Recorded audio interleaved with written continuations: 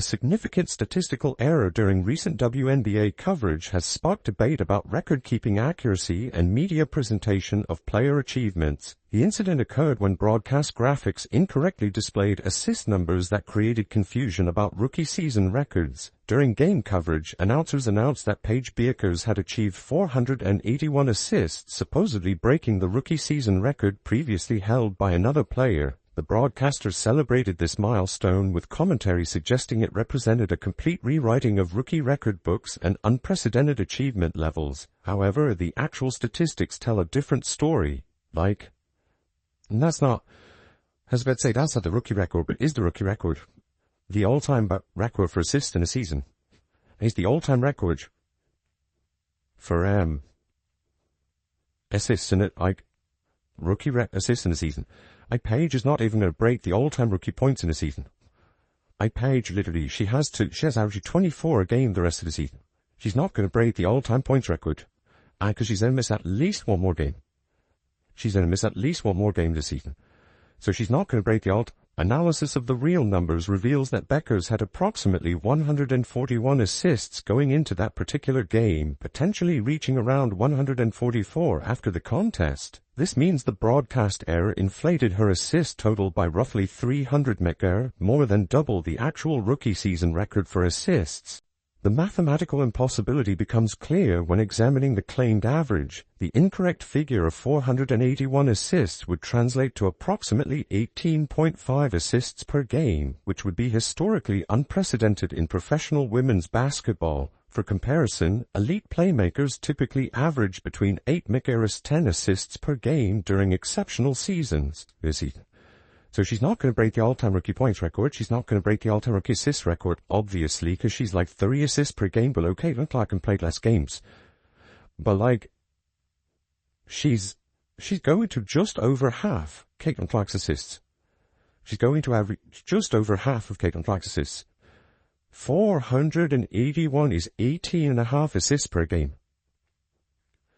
Have they corrected this? Her numbers now are close to this. Put aside the franchise record part. She averaged 50.3 assists per minute. What appears to have happened is a simple but significant data entry error, where someone transposed point totals and assist numbers on the broadcast graphics. This type of mistake, while understandable from a technical standpoint, created confusion among viewers and temporarily inflated achievement claims. The incident highlights broader concerns about statistical accuracy in sports broadcasting and the pressure to create compelling narratives around emerging players. When errors like this occur, they can inadvertently diminish the actual accomplishments of athletes by setting unrealistic comparison standards. Real statistical analysis shows more modest but still respectable numbers for rookie players in the current season. The actual assist leaders are performing at levels consistent with historical norms for first-year players, which represents solid development rather than record-breaking achievement. The error also raises questions about quality control in sports media production, with multiple people typically involved in preparing broadcast graphics and statistics. Such significant mistakes suggest gaps in verification processes that could be addressed with better oversight.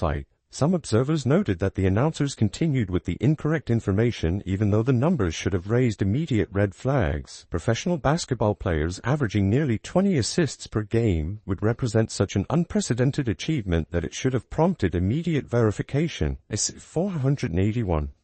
481, that is 150 more than Caitlin Clark. I think Caitlin Clark, am I right saying Caitlin Clark's was 330? I've no idea. I don't care. Paige had 141 assists going for the game. Record is 337, yeah. So, she broke it by 150. That's kind of mad. She's over 14 assists, 18. She missed 7 games, 18.5 assists per game. Just say, we in tank mode without saying we're in tank. We in tank.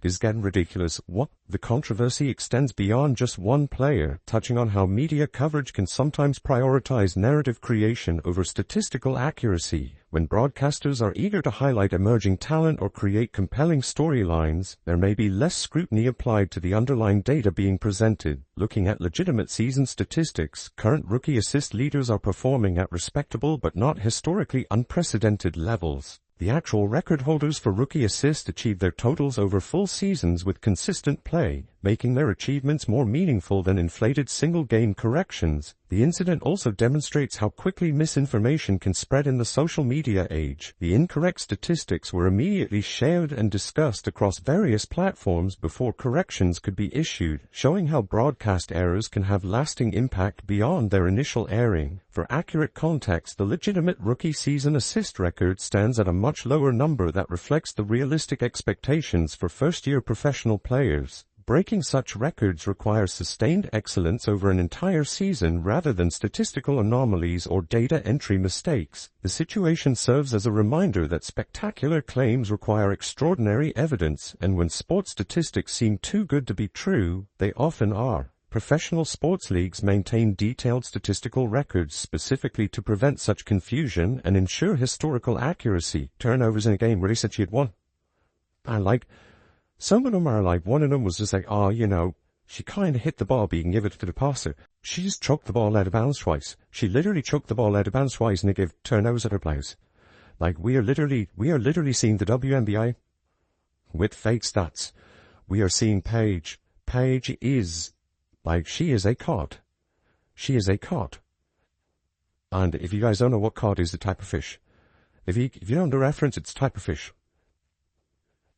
She literally, moving forward, this incident could prompt improved verification procedures for broadcast statistics and greater awareness among production teams about the importance of data accuracy. Sports fans deserve reliable information that allows them to properly evaluate player performance and historical context. The real achievements of current rookie players, while less sensational than the erroneous broadcast suggested, still represent meaningful progress in their professional development. These players are building careers through consistent improvement rather than manufactured milestones based on statistical errors. Ultimately, the controversy highlights the need for better balance between promotional enthusiasm and factual accuracy in sports coverage, ensuring that genuine achievements receive proper recognition without being overshadowed by administrative mistakes or inflated claims. Following another disappointing defeat by the Indiana Fever against the Washington Mystics, significant criticism has emerged regarding head coach Stephanie White's decision-making. The loss comes just one day after their defeat to the Dallas Wings, raising serious questions about team management and roster utilization. This isn't some,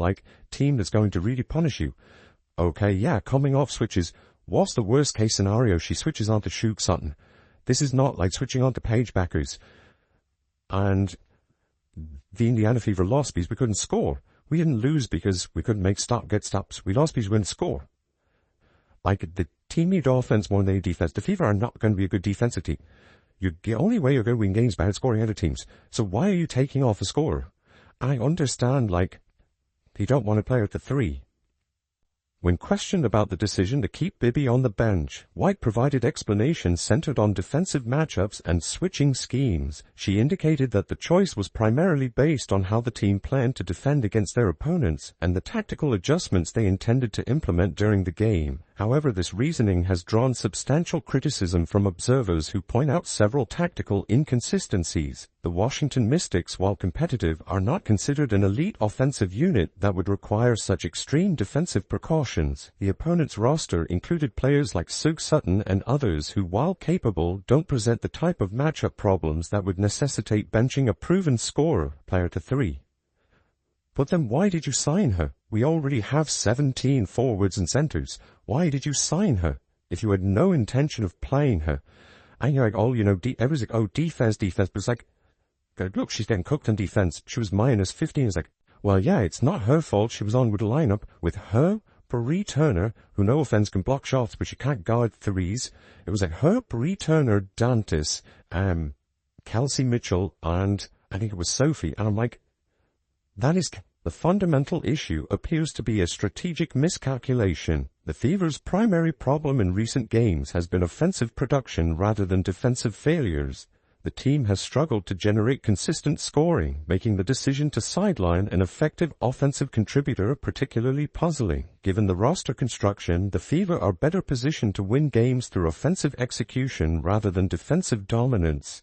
Questions arise about roster construction and player acquisition strategy. If defensive switchability was the primary concern, the organization could have pursued different types of players during the signing period. Athletic wings with defensive versatility were available in the market, including players who were released during training camps or were available as free agents. The coaching approach appears to follow predetermined rotations regardless of game flow or player performance. This inflexibility has been observed in multiple contests where effective lineups were abandoned despite positive results, while struggling combinations continued to receive playing time. Similar patterns have emerged with other players on the roster.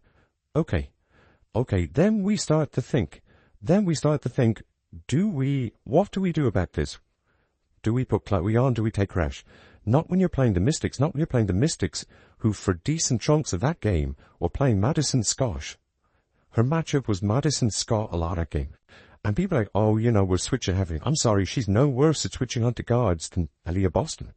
She's definitely better at switching onto guards than Damiris Dantas. You had no problem with putting those players out and switching onto guards with the switching defense. You switched all over. Michaela Onion were experienced comparable treatment after strong performances against quality opponents like the New York Liberty. Despite being a bright spot in difficult situations, her playing time was subsequently reduced without clear basketball-related justification. The tactical deployment has created situations where the team's most effective scoring options are unavailable during crucial periods. Lineups featuring multiple slow players at their respective positions have been utilized, creating defensive vulnerabilities that could have been addressed through different personnel combinations. The switching defense that was implemented successfully for portions of games was then abandoned despite generating positive results. Defense, you switched all for about a quarter and a half and it just stopped, even though it was working. You built up a 13-point lead switching all and then just said, nah, because I'm sorry, I'm fully convinced. I've seen coaches, I kid you not, that they go into a game with a game plan. And they basically have their rotations on a spreadsheet before the game starts. And it doesn't matter how the game is going. It does not matter how the game is going. That is what's going to happen. We have seen Michaela Timpson against the New York Liberty. They played Liberty twice. The first time they played the Liberty, the team built substantial leads using these tactics before reverting to less effective approaches, suggesting either inflexibility in game planning or difficulty adapting to in-game success. Player development and confidence appear to be affected by the inconsistent usage patterns. When players perform well in limited opportunities but then see their minutes reduced, it creates uncertainty about role definition and expectations within the team structure. The timing of personnel decisions has been particularly questionable. Players have been benched immediately after strong individual performances, while those struggling have maintained their positions in the rotation. This approach seems disconnected from performance-based evaluation and merit-driven playing time distribution. Matchup analysis suggests that the opponents faced recently did not present the type of challenges that would require such dramatic roster adjustments. Teams like Washington, while competitive, lacked the personnel that would exploit the supposed defensive weaknesses that led to Bibby's benching. Booze, I think she was putting out like she was truck dailying the dream team against the college kids. She was putting out lineups that were never going to play together again. She was just trying stuff. She was like benching players when they shouldn't have been benched as like maybe the players went and listened to exactly what she did, so she basically made it as hard as possible for him to win the game. Didn't call a time at the end. It's definitely why I made it as hard as possible for him to win that Dallas Wings game. Either it's by design or she's incompetent. That's just my opinion.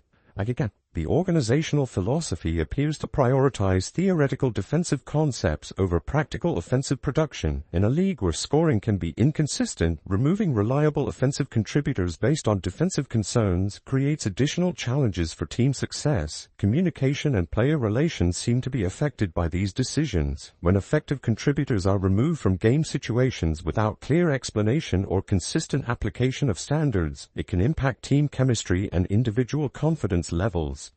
Either it's by design or she's incompetent. That's just my opinion. Again, I'm not saying anything's fact. I can't read her mind. That's just my opinion on it.